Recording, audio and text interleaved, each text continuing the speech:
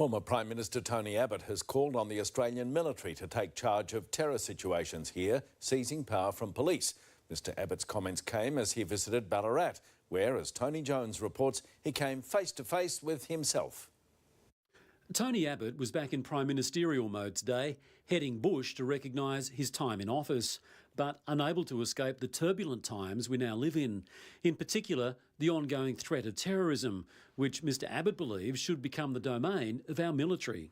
If there is a complex terrorist situation, I think it is fitting that the military then become the lead agency. This is something that I think the Prime Minister and the Premiers need to talk about urgently at the next meeting of COAG. Malcolm Turnbull is now the man in the hot seat, the seat Tony Abbott occupied for a mere 1 year and 362 days.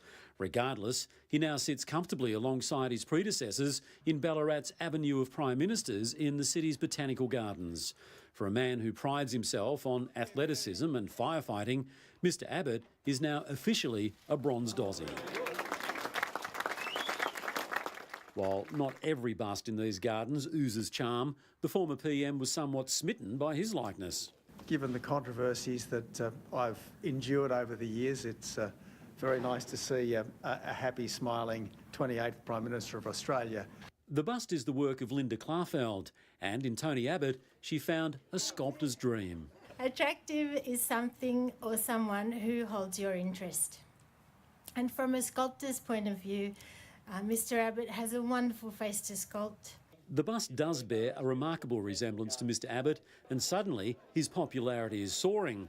A softer image possibly the key. She's presented a rather flattering side of me. If Tony Abbott experienced budget problems during his tenure as PM, so it was with this project also. The kitty which funds the sculptures had effectively run dry, meaning council had to chip in $25,000 to keep the 80-year tradition going.